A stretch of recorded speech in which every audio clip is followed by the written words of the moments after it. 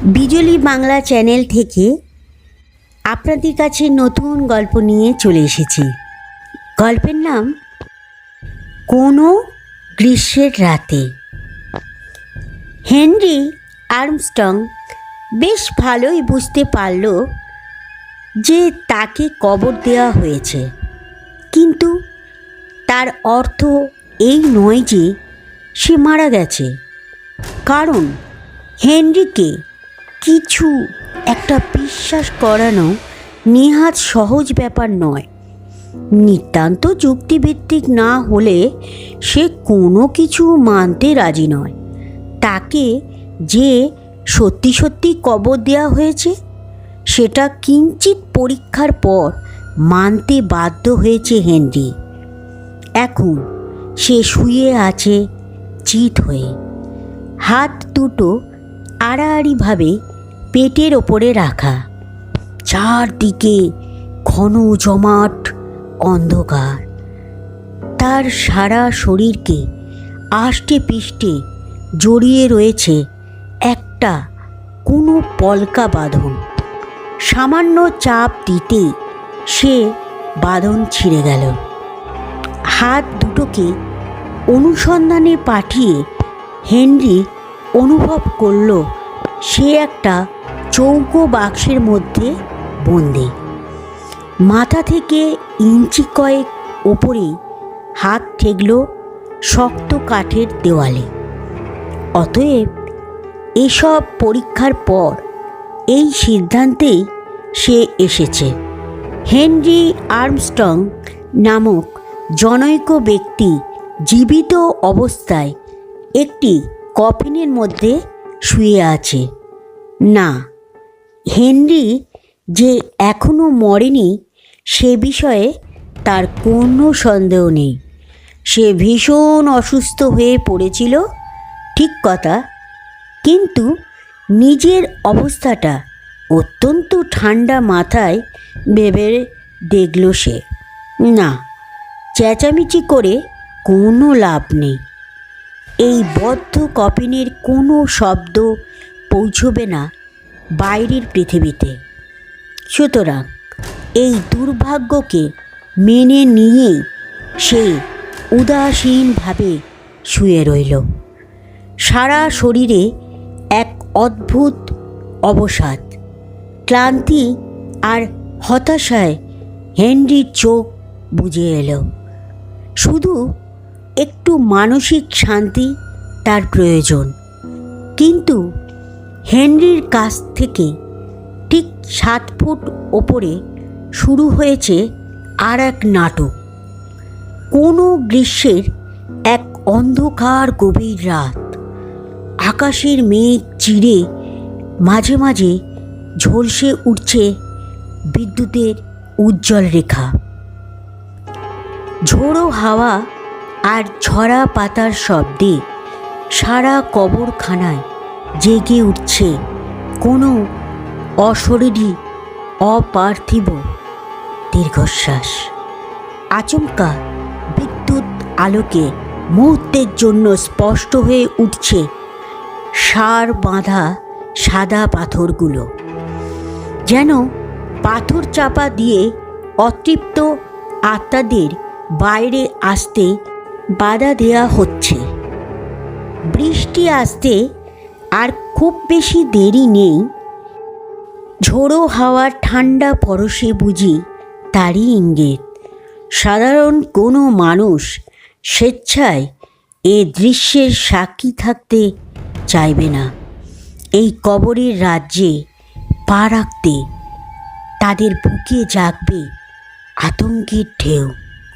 হয়তো সেই কারণেই বেশ নিশ্চিন্ত মনে 3টি ছায়া মূর্তি ঝুঁকে পড়েছে হেনরি আর্মস্ট্রংয়ের কবরের ওপরে।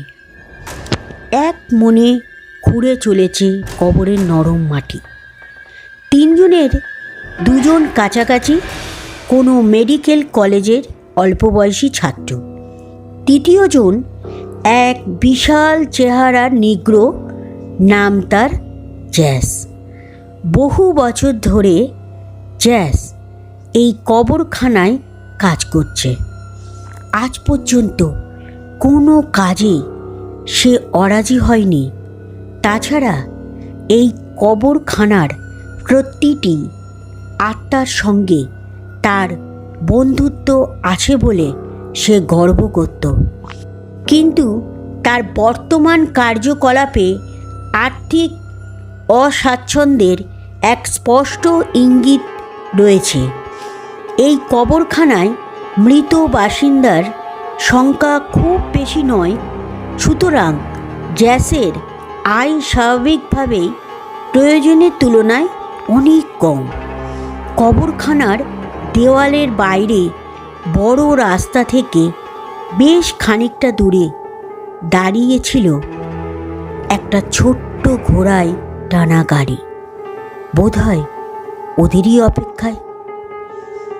মাটি খুঁড়তে ওদের তেমন অসুবিধা হচ্ছে না, কারণ হেনরিকে কবর দেয়া হয়েছে আজই, মাত্র ঘণ্টা পাঁচেক আগে।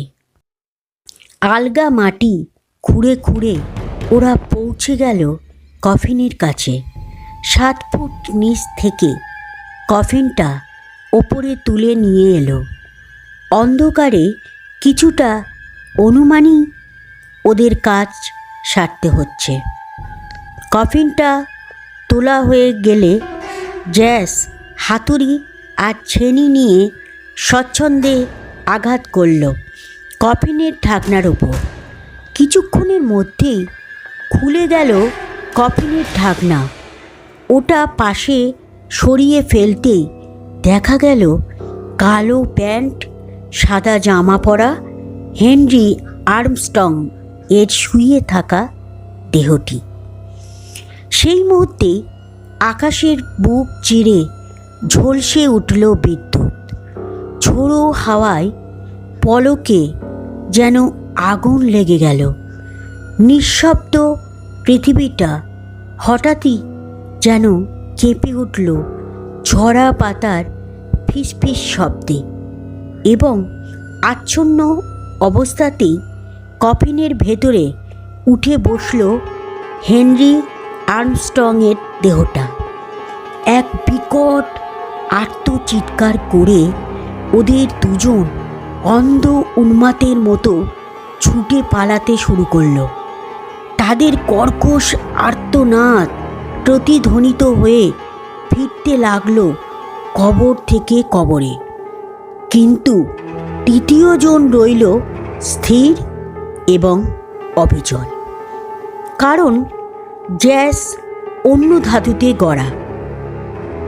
ভোরের আবছা আলো ফুটে উঠেছে পূব আকাশে। ছাত্র দুজন বিবর্ণ আতঙ্ক বিকৃত মুখে ফিরে চলেছে মেডিকেল কলেজের দিকে। গত রাতের মৃত্যু শীতল অভিজ্ঞতা ওদের রক্তে এখনও শিহরণের ঢেউ তুলছে। স্লথ পায়ে ওরা এসে থামল মেডিকেল কলেজের সামনে। তুই ঠিক দেখেছিলি? জানতে চাইল একজন।